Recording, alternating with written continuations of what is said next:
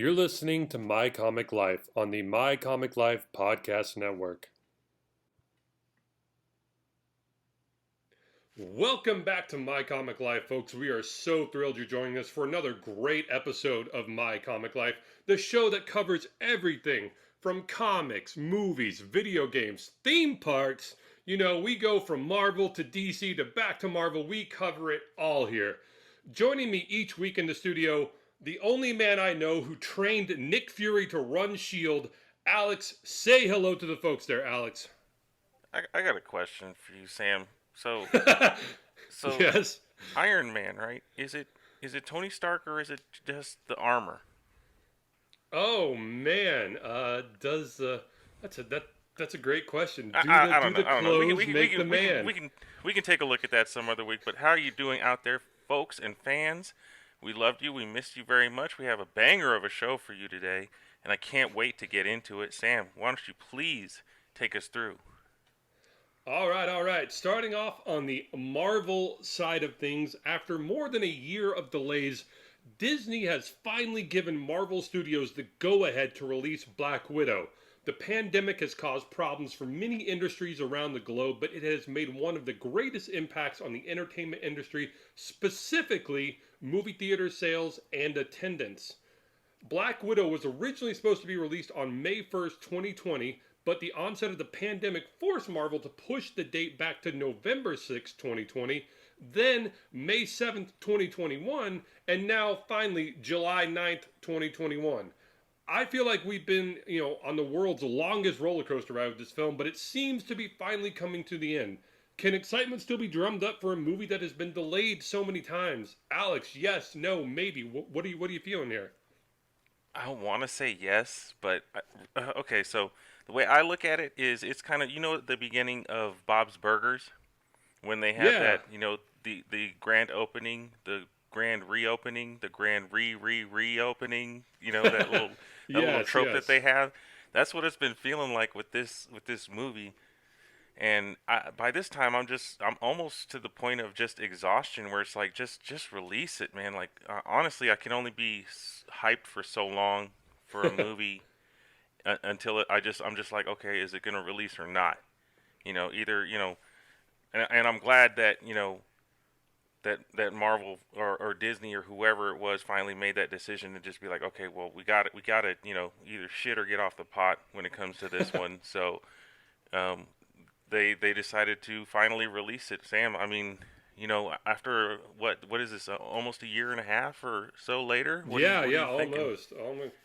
You Um, still hype? I think, yeah, I think Disney's done like a good thing here, or their marketing department has, because it was originally slated to be released on May 1st, 2020. So we started getting trailers and posters and like a little bit longer trailer, like maybe some like teaser TV spots, and we saw the rollout of the toys start to come out.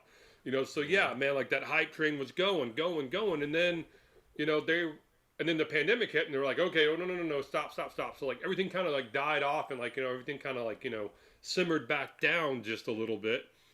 And then okay, so we heard it was coming November 6th. So like in August again, like that hype train, man, they started feeding coals into that furnace. You started seeing another trailer, another poster. Once again, the toys rolled back out, and then they were like, okay, no, no, no, no, no, no, no. And then like they let it die back down, and then once again with May 7th, they started building it back up, and then they pulled it back. I think they've done this.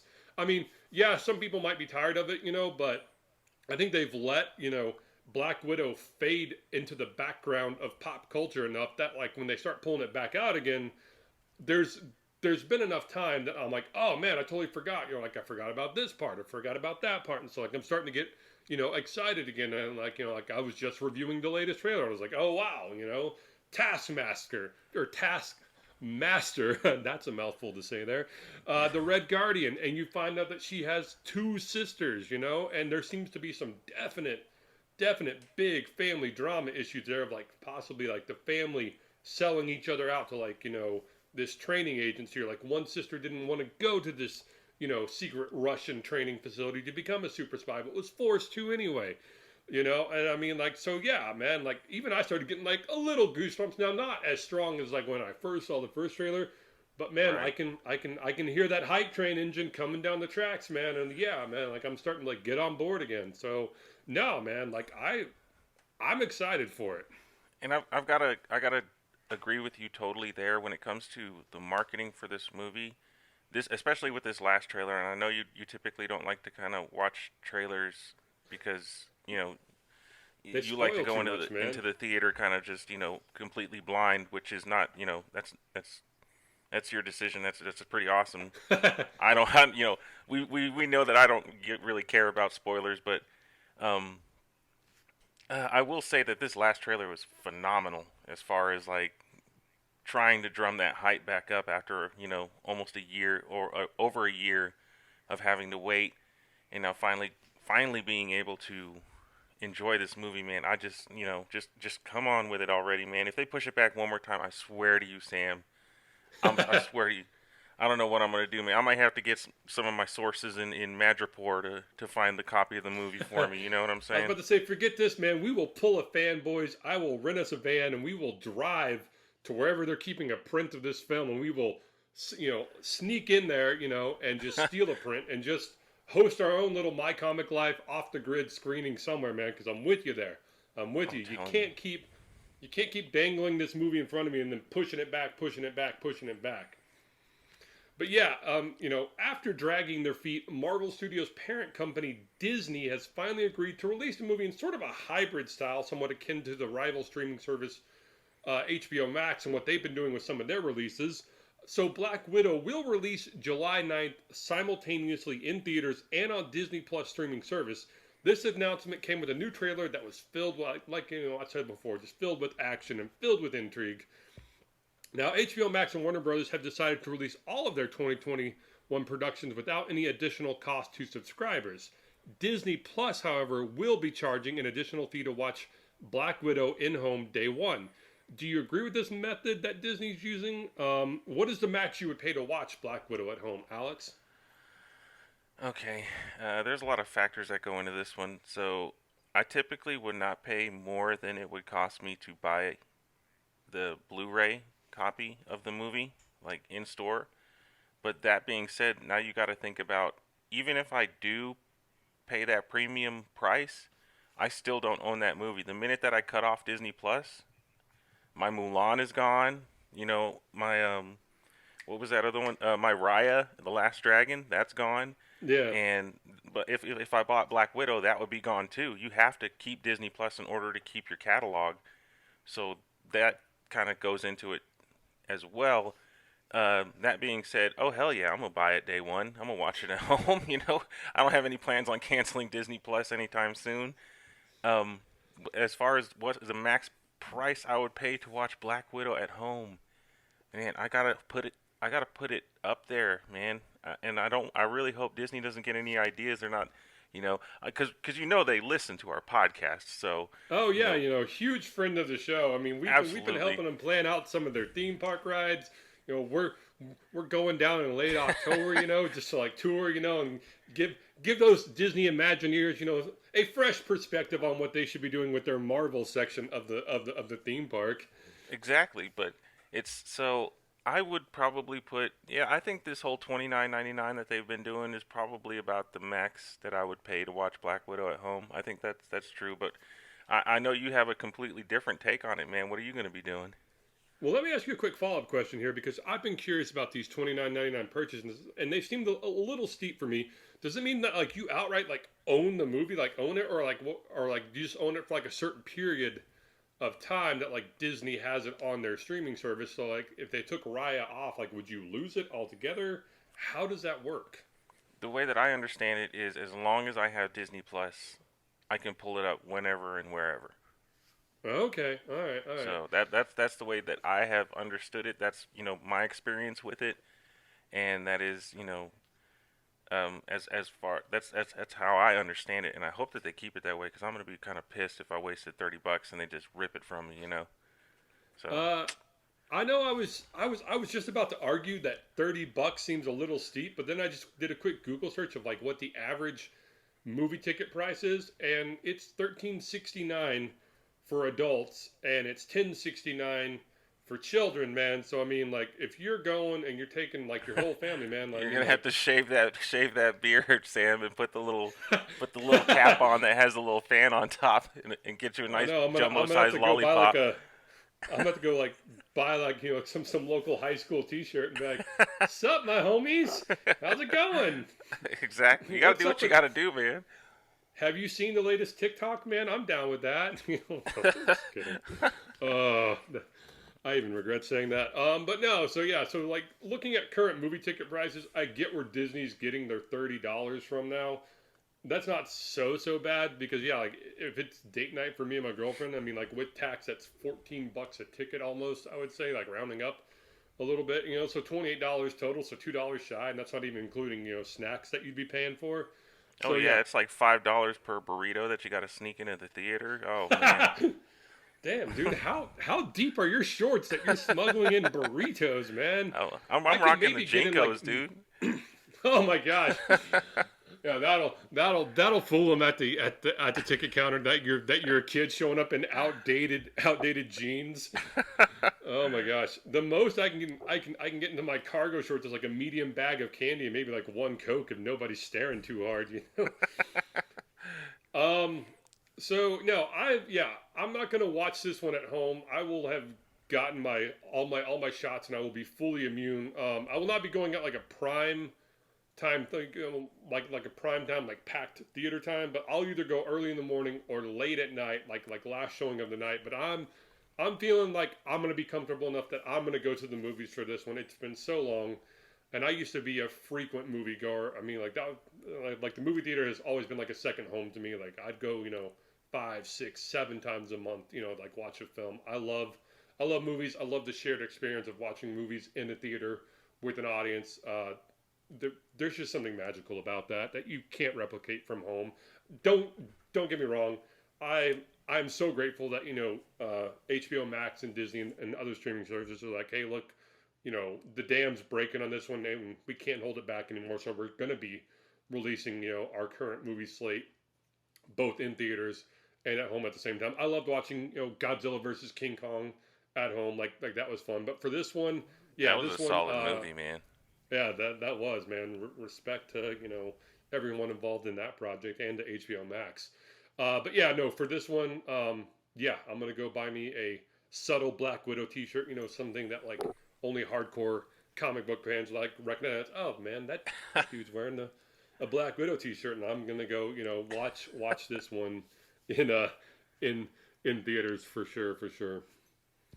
But hey, Black Widow is July 9th, and then Shang-Chi and the Legend of the Ten Rings is September 3rd. Eternals is supposed to be November 5th, and Spider-Man No Way Home is December 17th. Fans of Marvel Productions are going to have a full plate in the second half of 2021. If Disney started to release these upcoming productions in the same hybrid method, would you watch them all at home? Or would you like split them up? You know?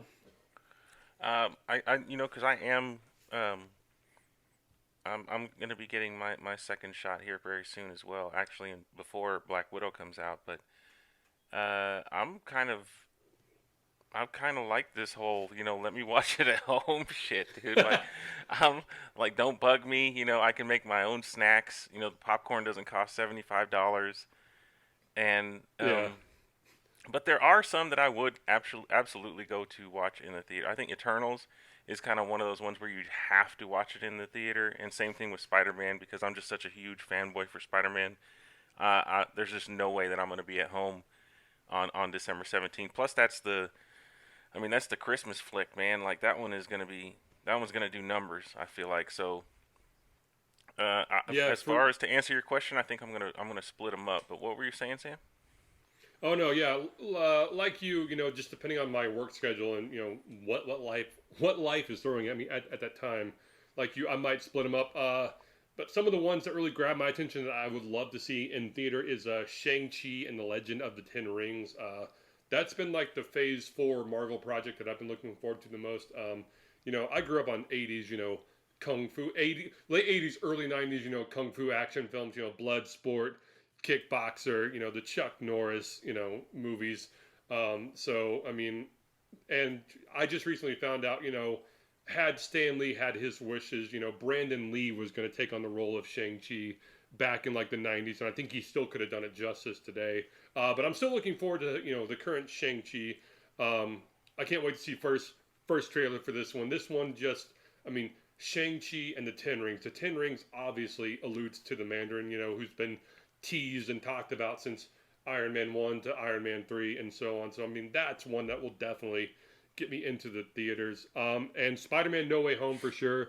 And as long as the Eternals cast blew me away with who all they got. So as long as that trailer holds up, then yeah, I'm pretty sure. Yeah, I'll probably be seeing all three of these in theater. But like I said, there may come a weekend where I'm just like, you know what, I'm broke, or I got the flu and don't feel like going to the theater. So no, I mean, I'm still happy that they're kind of doing like this hybrid method of like watch at home or watch in theaters. I support this method, but I also want to try to get back to supporting my theaters. So probably won't split it up, but maybe. Like I'm like a maybe on splitting it up. Yeah, and I think as far as supporting the theater industry, that is very admirable, and I've gone to see every single Marvel movie that we've had that released in the theaters, and I don't plan on kind of missing out on any of them. So I really hope that we can all get back to kind of living our lives, not completely the way that it was before the pandemic, but kind of similar to it. But I mean, if you're a fan out there, maybe you're not a fan of Marvel and you still miss that theater kind of experience. I know that there is another studio that is going to be also releasing a lot of upcoming. They got quite a short amount of time with a full plate, dude. What do you got, Sam?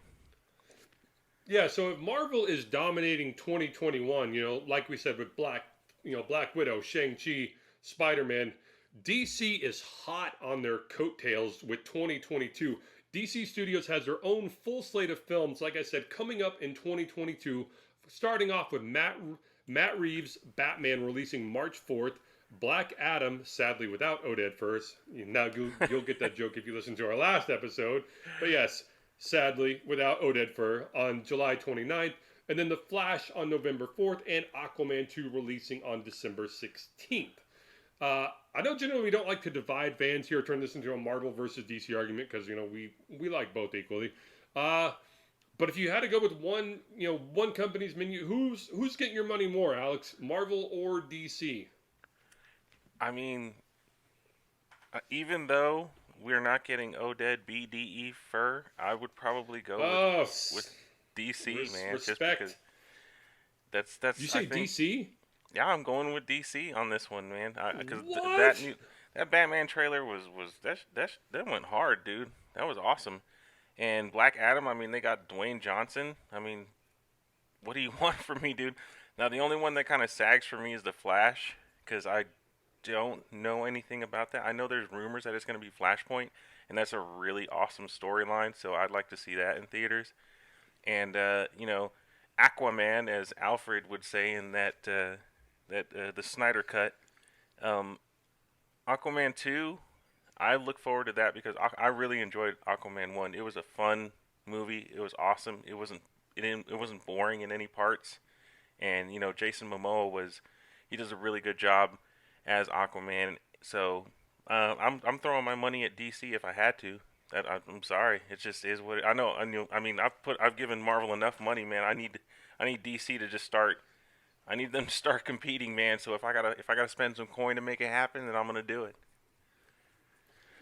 Man, I gotta go with Marvel. No disrespect to DC, man. Like I am thrilled and excited for this upcoming lineup. Yes, Matt Reeves' Batman looks amazing. That first trailer blew me away. Black Adam, especially introducing the JSA minus BDE Oded first. Sorry, man. Yeah, no, that movie still looks awesome and intriguing to me. And you summed up Aquaman beautifully there. I couldn't have said it much better myself. That was just a fun, good popcorn flick. I mean, just grinning ear to ear for like most of that film. It was great. If the Flash lives up to the hype, of being a Flashpoint style movie, and you're bringing back the Keaton to come back and play Batman, woe whoa, man, yeah, Yeah. stop the presses. That's going to be an, an impressive lineup. But man, like I said, Marvel, man, I mean, just naming them off again: Black Widow, Shang Chi, The Eternals, Spider Man. I mean, God, what a time to be alive and to be a nerd and a fanboy, man. No, I'm excited, but yeah, luckily I don't have to decide too much because Marvel's in 2021 and DC's in 2022, and both will be getting my money. But hey, Marvel, DC, if you want to invite us to your premieres and have us plug you exclusively on this show here, just get in contact with us, and we'll be happy to show up on your red carpet. Absolutely, man. We could probably move some things around. Yeah, yeah. But listeners, let us know down below in the comments of this podcast episode. What are you more excited for? The Marvel release slate in late 2021, or are you going fully DC? Or are you kind of like me and you're kind of divided but excited for everything that's coming out, but maybe leaning a little bit more toward Marvel? Alex, you got anything else on this one? Not that I can, definitely check out the trailer if you guys haven't yet. It will kind of hype you back up. There was a lot of action in there that I hadn't seen in any of the trailers before this. So I definitely will be watching this at home on July 9th, 2021, and then we'll, stay tuned because you'll be able to tune into this podcast and we'll give you our thoughts as always. And I will be watching it in theater with my smuggled in snacks with a big grin on my face and my fanboy Black Widow t-shirt on. So yeah. But moving over to something we don't ordinarily touch on this show, but we would once again be happy to throw our full weight of the show behind this. We're jumping to theme parks and resorts here. We're going with Disneyland's Resort California Adventure Park has put a call out to recruit of all ages to team up with Earth's mightiest heroes. That's right, we're talking about the new Marvel Avengers campus opening up at, like we said, Disneyland's Resort of California Adventure Park. The new area will feature favorite characters from the Marvel Cinematic Universe, powered up attractions like Web Swingers, a Spider-Man adventure where participants help wrangle spider bots that are running amok and save the campus from havoc. Also, Guardians of the Galaxy Mission Breakout, where riders join Rocket on a fast-paced, thrilled-packed mission to free his Guardian pals. Web Slingers looks to be the big attraction with no height restrictions. It seems Disney is betting big on the thrill ride. Disney has even brought in a very familiar face to guide you through the encounter. What are your initial thoughts on, this wall crawling adventure here, Alex?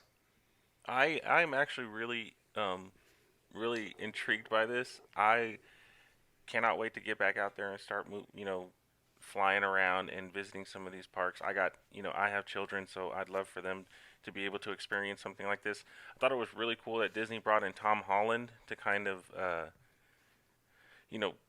guide you through the web slingers ride, and I like that it's kind of like you sit down in this big like contraption, and they kind of swing you around, and there's like these special glasses that you put on, like these what are they, augmented reality glasses, and you can Yeah, actually augmented or like 3D glasses. Let me tell you, and you this ride is more akin to like if you've been to Disneyland and you've ridden the Avatar ride, it looks a lot like this. Or if you want to go old school theme park here, the '90s Back to the Future ride at Universal Studios. yes. Just like you're gonna get into like a little like Spider-Man themed, you know, cart box ride apparatus, if you will, and you're gonna be given like a fully like immersive like 3D or like you said augmented reality glasses. Because yeah, in like the trailer, it looks like people are like shooting web shooters like with their hands, but they're not really wearing web shooters on their hands. Like yeah, like I'm wondering if that's where like augmented reality plays in. Like you look down at your hands and all of a sudden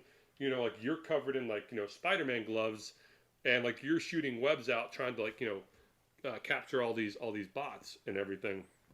But yeah, this looks to be an exciting and fun ride, and it's Spider-Man, and kudos to Marvel for getting Tom Holland to come back and intro the ride there. But yeah, no, this looks like a fun, exciting thrill ride.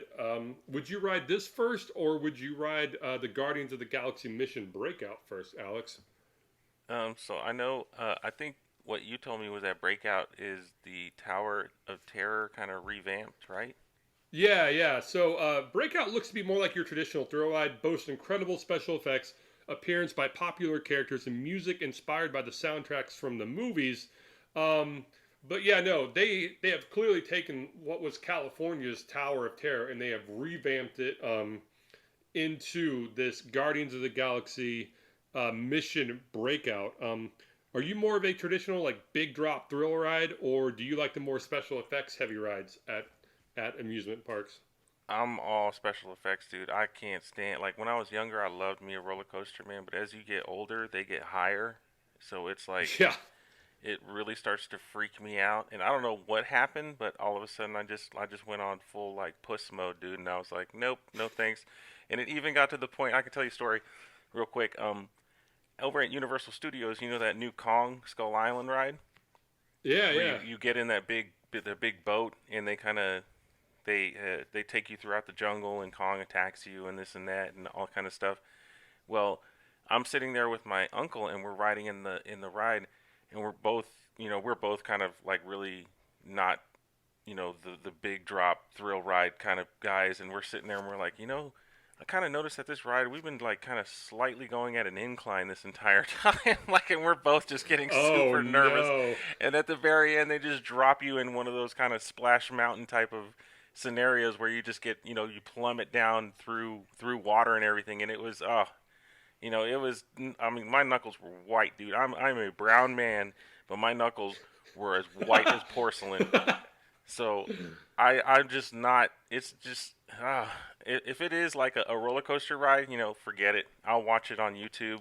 I'll watch somebody's GoPro footage on YouTube and get the same experience. But I'm more of your traditional or your the new stuff where it's like heavy special effects, and some of it you don't even need 3D glasses, and they still like the technology behind it has grown leaps and bounds. It's come from the your practical effects ET rides to what it is now is just like it's leaps and bounds, and it blows my mind to watch it. And like you said, that Avatar ride, whoo, like man, that thing is That was absolutely fun. insane, and you're not going anywhere in that thing. You're just No. so it was. If as long as it's something like that, I think that you know I'll have a great time in it. But I mean, what about you, man? Are you a death defying? Are you spitting in death's Uh face or? so this was my thing like when I was like a kid in like middle school age like uh I hated roller coasters, and but somewhere in like college like I found my inner daredevil. So from like 18 to like 28, man, I was like heck yeah, man, let's ride it. Now like you, I'm just like, oh crap, that's really high up there, man. Like that thing's going. But I mean, yeah, plus I mean I already have like nightmares about like being caught in like like a free falling elevator, or like like my car like swerving off an overpass, like I'm just free falling, dropping. So yeah, no. I usually go with like my sister on these things, and she's a big roller coaster nut, and so she can talk me into them. But I mean, like me solo, no, I'm with you. I'd probably ride like the more traditional ones, but uh, I try to psych myself up, and I'm like, okay, this is only a 2 minute ride, and like, when are you ever going to be here again to like ride this ride? I mean, like, it could be 5 to 8 years before like you're back at like Disneyland or Disney World. So I mean, come on, man, like let's do this, bro. Like, come on, So yeah, I Slapping kind of have to yourself like in the give face, myself. looking in the mirror. Yeah. You're getting weird looks, as like the person straps you in, like you're slapping yourself left and right, and being like, "Don't puss out, don't puss out." And the guy's like, "Sir, are you okay?" "I'm fine." Strap me in and hit the button. Start the Um, ride. start the ride. Yeah. So no, I definitely have to like give myself like a pep talk or like really psych myself up, to like get on those.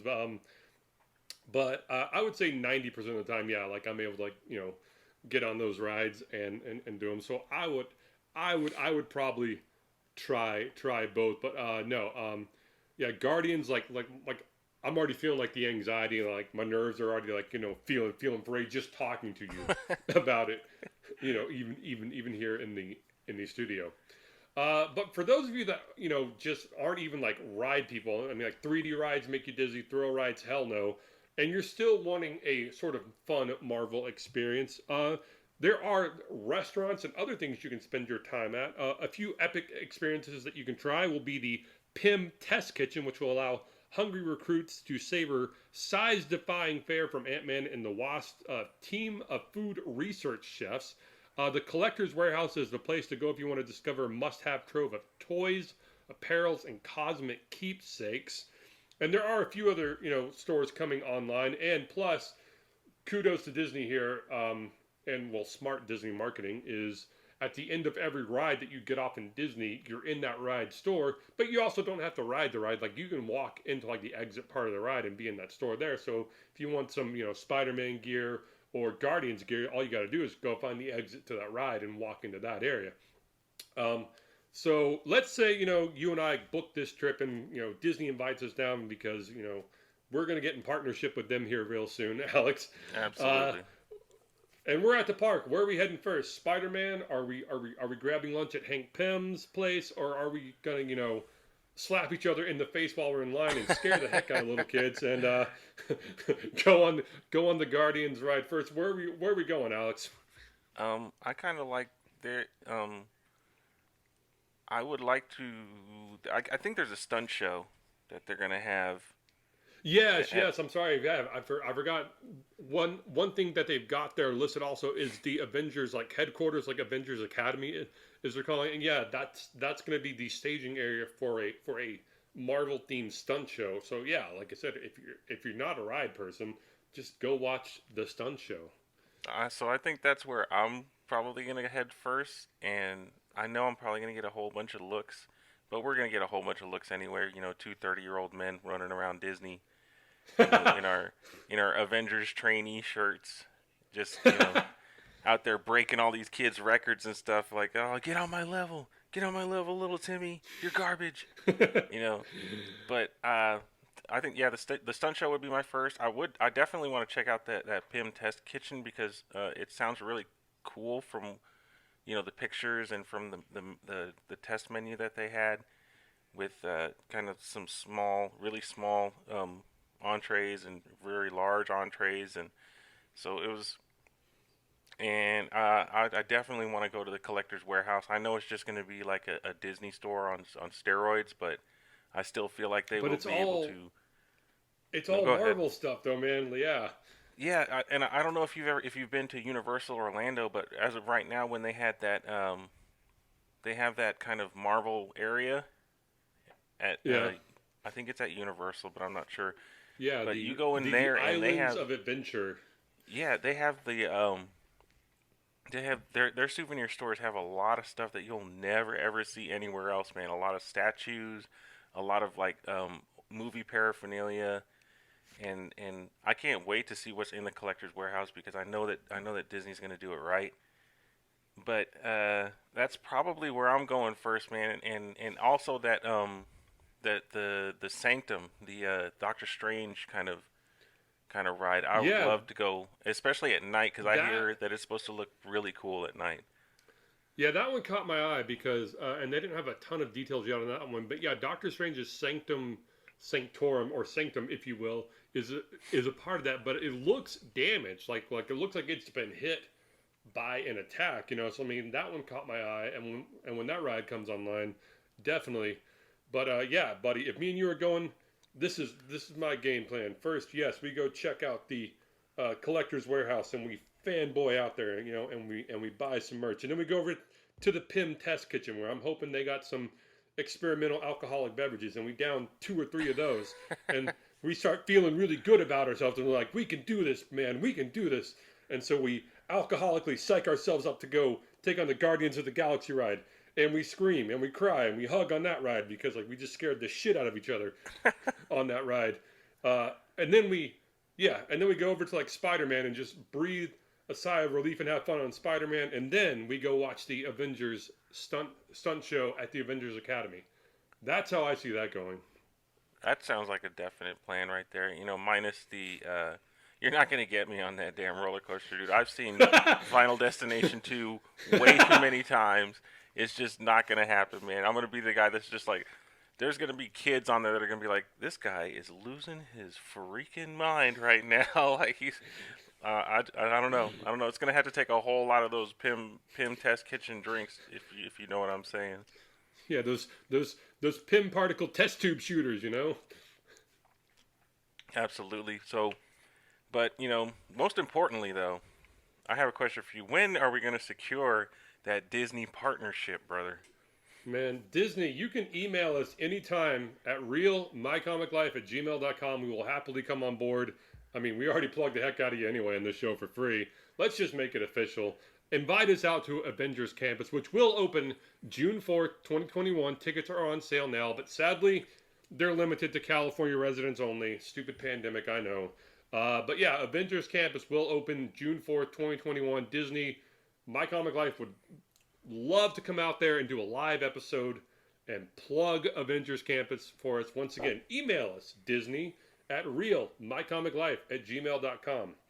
But hey, folks, sticking with the Marvel side of things here, a show that has blown me and Alex away. We talk about it during the week, like we talk about it during show prep. I mean, this show is just fantastic. We're talking about the Falcon and the Winter Soldier, the third episode of the Marvel Studios Spoiler alert! Falcon Spoiler alert, ladies. Oh, yeah, sorry. Thank you. You're always so good to do that, Alex. All right, spoiler alert here, folks. I'm giving you the traditional 4 countdown here. 4, 3, 2, 1. Spoiler alert. Pause the episode. Watch it. Come back. Start listening here.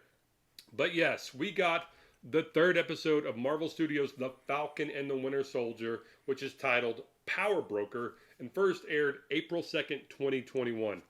Zemo offers to help Sam and Bucky stop the Flag Smasher, and Barn orchestrates a prison riot to allow him to escape. They travel to Madripoor, a criminal sanctuary city island, where high-ranking criminal Selby reveals that the Power Broker hired a former Hydra scientist, Dr. Nagel, to recreate the super soldier serum. Selby is killed when Wilson's identity is exposed, and every bounty hunter in Madripoor targets Wilson, Barnes, and Zemo. Sharon Carter, who has been living as a fugitive on the island, saves the trio and directs them to Nagel's lab. They learn that he created 20 doses of the serum, which Morgenthau stole. The bounty hunters attack them, and Zemo kills Nagel in the chaos before finding a getaway vehicle. Carter stays behind, and Wilson promises to get her pardon. The Flag Smashers raid and bomb a global repatriation council storage facility in Lithuania, while Zemo, Barnes, and Wilson search for them in Latvia. Before the episode ends, Barnes is confronted by Io, a member of the Wakanda Dora Milaje. What immediately stood out to you watching this episode, Alex? It had to have been just how much I missed somebody like Zemo, because he kind of, I mean, he honestly, he stole the show for this episode. He was a great part of it from the minute that they broke him out of prison. They go to Madripoor. They get they even before Madripoor, when they're at the airport, and he's like, a private jet, and he's like, well, I am a baron, and you get to see him wear the purple kind of balaclava, this was what I've been waiting for. When they said that Zemo was going to be in the show, this is why I got so excited over it, and they delivered flawlessly. The writing on this show continues to be amazing.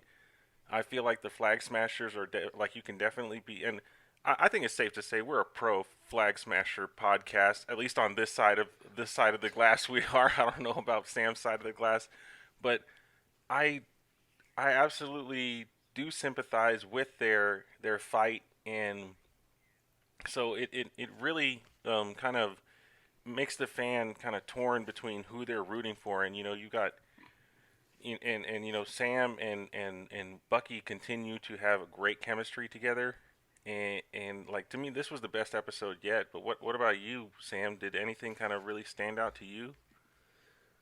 Like you, Zemo kind of stole this episode for me from the moment he showed up. And I mean, he kind of taunts Barnes, who goes to visit him in his cell, by saying all the words that originally triggered him, and Barnes is like, that's not going to work. I mean, he's like, I know, I just wanted to see, how you would react to him anyway. Mm-hmm.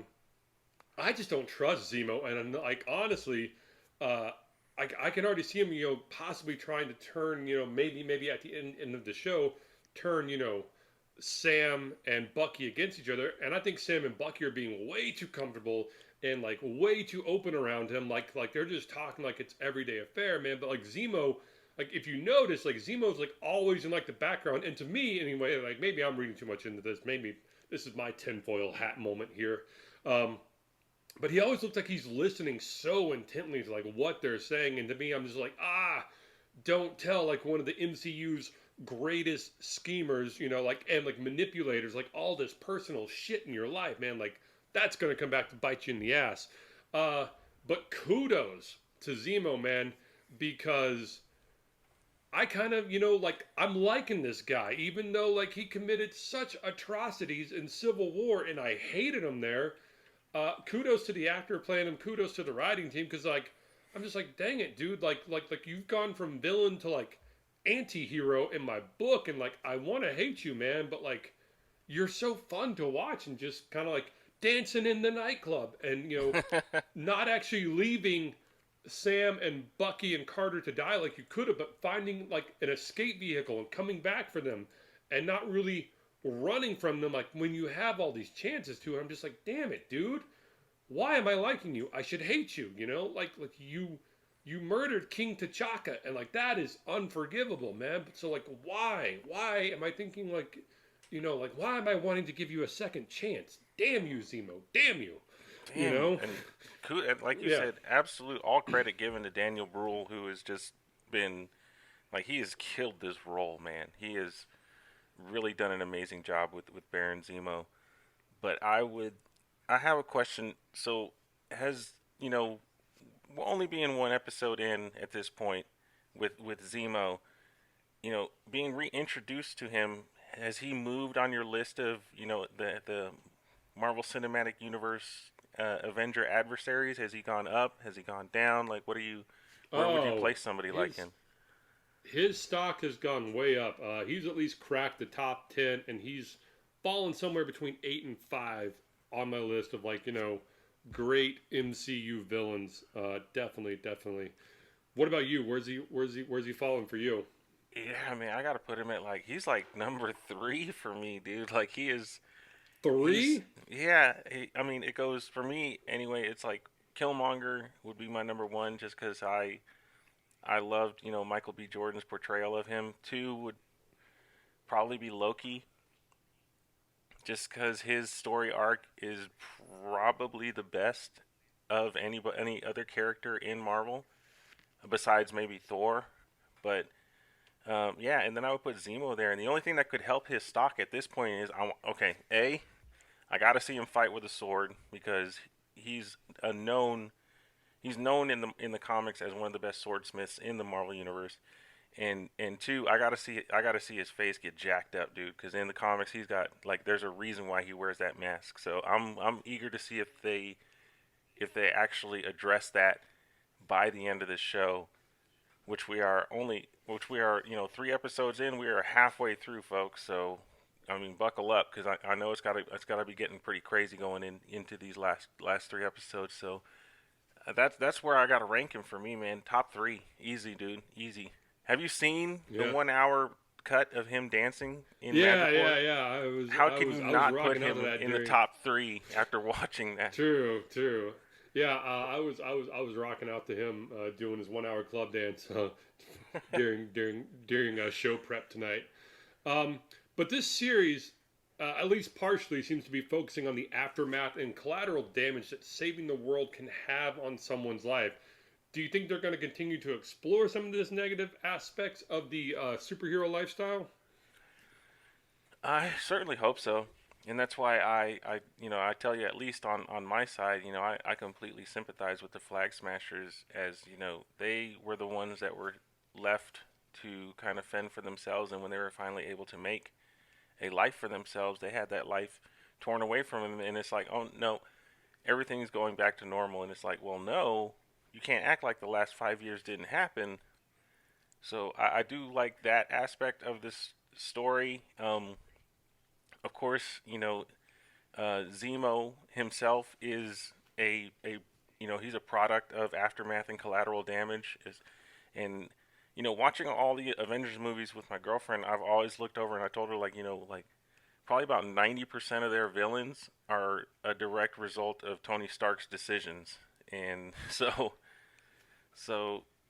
dealing with the especially the more realistic parts of a superhero's lifestyle, like the bank scene with Sam and his sister, or when they were outside,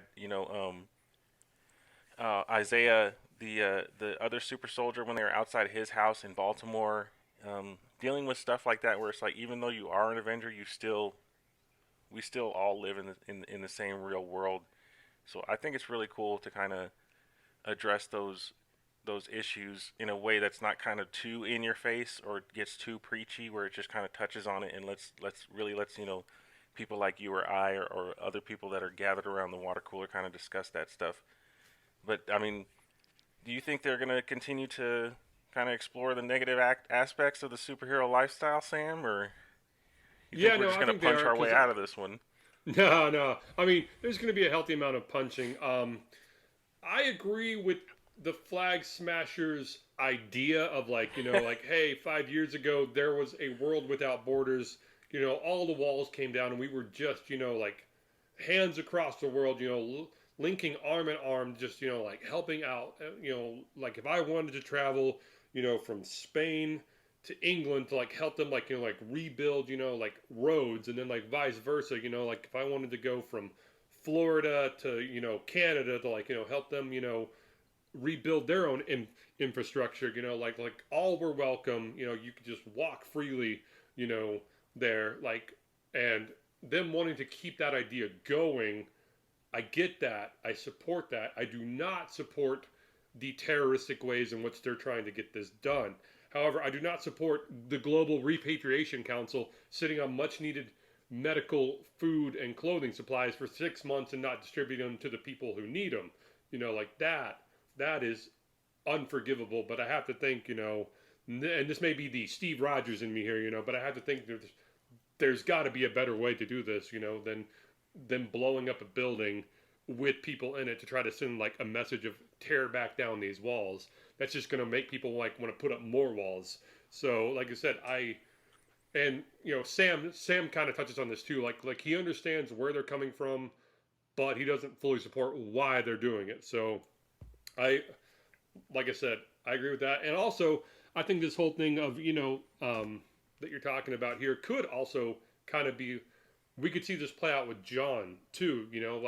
Like how's he going to handle all this? And like is his own past of like, how did he get all of his medals? And like like what was his past that like will that come up to like catch up with him, or things like that. Like, so yeah, no, I still think this is going to play out because it's going to either sympathize you or turn you against the Flag Smashers. And I think John and Sam and Bucky and everybody's going to have to try to put this through their own lens and react to it in their own way per se. How do you feel about that? Yeah, I think especially with last episode being kind of more John Walker centric, I like that they kind of shifted the focus back to Sam and Bucky and kind of just held it there for almost the entire episode. I did like, that Zemo is he kind of solidified that he's always going to be Zemo. He has like one motivation right now, and he will not be swayed away from that. When he decided to, shoot Dr. Nagel, it was like you could tell that was something that he had been planning to do since before they even landed on Madripoor. Like, he just does not believe in super soldiers, and it was a great scene, a very pivotal scene. I think it'll be one of the more pivotal scenes that when we look back on this series as a whole. So really, oh man, I'm super duper excited to discuss further episodes. As always, we'll give you guys 1 week, man. And I know both me and Sam, we've been texting ever since Friday when we watched this. It's Sunday now, so we're recording this, but we got to give you guys a week. But I mean, me and him, he's just like, bro, and I'm like, bro, and he's like, bro, and I'm like, bro. So it's like, you know, we Cracking one open there. yeah, we um we do these things for you guys. You know, go watch the show is all I can say. And I recommend the show to everybody because to me it is like I get again, I hate to just keep beating up on this show, but it's like Scarlet Witch, you know, WandaVision was just not for me, bro. I have just decided that it is just, like, will I visit WandaVision ever again? I doubt it. I Oh man. unless there is like some kind of super duper like Kevin Feige weaved in web where I got to go back and watch it where everybody's like, no, you got to go back and watch it since you know the House of M started and you'll understand everything now and or something like that. But just to I hope WandaVision gets an 8-season run now just to make you oh watch my it so we have to god, dude, discuss it on no, this show week in no and week way. out. Like I hope this Uh, gets the green light for a second season. I like these longer episodes, man. I feel like these allow the director and the writer who have done a phenomenal job to this point to really just like be able to tell their story in the way that they want, fill it full of action, and the characters are they're just super engaging. And I honestly cannot wait to get into episode 4 because I've seen it and it is a doozy, folks. Like, you guys got to watch it. well, that's episode 4. What are you rating episode 3 this week? So, this one, man, Dancing Zemo puts this one firmly at a 9.5 for me, dude. Like, that was just the cream on top. That was the cherry on top of an already amazing episode. And yeah, I can't think of one bad instance in the entire episode. I can't think of any part that had sagged for me or anything where I had questions afterwards. I mean, the cliffhanger at the very end when you know Bucky's just like, you know, he stops and he's like, you guys go ahead, and he looks down and he picks up one of those Wakandan beads and it's just like, oh snap, you know, like, oh, where's this gonna go? And he meets Io, and she's just got this look on her face like, oh yeah, you know what I'm here for. And he's got this look on his face like, oh yeah, I know what you're here for. So it's, you know, and to just leave us on something like that, like these guys that do these, you know, Disney Plus series and for Marvel just absolutely know how to kill you in the final minutes of this, because it's like they know how to turn a week and make it longer, man. Because I tell you, Friday to Friday is taking forever for me. What would you rate it though, Sam? I mean, you got to give me I your mean, thoughts here. solid 9.0 A minus. I mean, just thoroughly entertaining, thoroughly engaging, thoroughly action packed episode from start to finish. Zemo stole this episode. It was great to see Sharon Carter show up a little bit too. I mean, man, she got her badass moment at the docks when Yep. they're at the super soldier lab. She is dispatching bounty hunters like left and right. I mean, like, she has not taken a day off from her shield training. She is badass as ever. But yeah, Zemo And Club even to talk dancing about, just we didn't even talk about Sharon Carter when we were talking about, you know, some of the consequences of the decisions that you make in yeah. I this. mean, look at that right there. Like, Carter sided with Cap during the Civil War Sokovia Accord fallout, and she had to go on the run, and she's been hiding in Madripoor for what did she say, like 2 years now, 3 years? Something like that. She was talking Yeah. about how So I she mean, can't even call her family. so I mean, like, there's more fallout right there. But yeah, so no, I mean, just overall episode perfect, 9.0 A minus, spectacular, great episode. All right, Absolutely, man. Alex, we're gonna wrap up the show here with a little new segment called "What Are You Watching?" So each week, Alex and I, or maybe not each week, but mostly every week, Alex and I are going to recommend some TV show that we're watching that we're thinking is, being missed or just something that we're really fanning out about. So, well, you start this one off. Alex, what are you watching this week? Bro, that show on Amazon Prime. If you have Amazon Prime, you've got to check out Invincible. It is top notch, dude. Like, I know I speak very highly of Falcon and Winter Soldier, but this is like, this might be even better than that because it is It is so good. So it's a cartoon, but it's more adult themed. I mean, it is full of like violence and swearing and all that stuff. So it's not a kids show. Don't watch it around your kids. But it is um, fantastic, dude. It's the story is amazing, and I cannot recommend it enough. Like I don't want to spoil any of it for you, but you guys have got to check it out. They've got 5 episodes out to this point. They come out on Fridays, so definitely give that a shot. Tell me what you think in the comments, because I'd love to be able to discuss this with some of you guys. Sam, what are you watching? Man, it's a tie. It's two shows for me. I come home every day from work, and like while I'm cooking dinner, or if I just came home from work and just kicked off my shoes, I'm watching one episode and then like one episode of this. Quick shout out to my boys Brant and Grant for turning me on to this one. I'm late to this party here, and but Stargate SG-1 on Netflix. Man, just Oh wow. great, fun, popcorn sci-fi, highly bingeable, highly addictive, great characters. Loving watching that one. Thank you again, Brant and Grant, for turning me on to that show. The other one I kind of stumbled upon just because I'd seen YouTube videos and I'd heard a lot of fanboys talk about it, and that's Babylon 5 on HBO Max. If you missed this show, like I was kind of like watching Star Trek Voyager, and I was kind of young, and I knew about this show on like the Fringe. Like it came on TNT at like odd times for me growing up, so I missed it. But once again, just another great, fun, action-packed sci-fi space show. Like you can watch 2 or 3 episodes and really get caught up in it. So I'm watching Stargate SG-1, and I am watching Babylon 5, Netflix and HBO Max. That's what I'm watching this week. All right, folks, this wraps up this edition of My Comic Life. Quick shout out to our My Comic Life fan of the week, one Mr. Neil McCowan. Thank you, sir, for liking, subscribing, and commenting on our Facebook page. Always great to hear from the fans.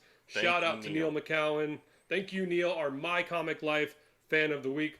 Listen, folks, if you want to hear us talk more about comics, more about video games, please drop us your show thoughts and ideas at real mycomiclife at gmail.com. Again, that's real mycomiclife at gmail.com. Continue to get the word out about our Facebook page. We're always dropping the latest trailers, latest, comic books, movie, video game news. It's being posted there. Get your friends to like our page, comment on our page, let us know you're out there. And also look for that great My Comic Life logo on YouTube. We have a YouTube channel now where we post our episodes. So if you don't want to listen on Facebook, you can jump on over to YouTube and listen in the car while you're driving to work. But yeah, continue to like and subscribe to our YouTube channel as well. We appreciate all the support you give us. But as always, folks, ditch the herd, be a nerd. Stay strong out there, my friends.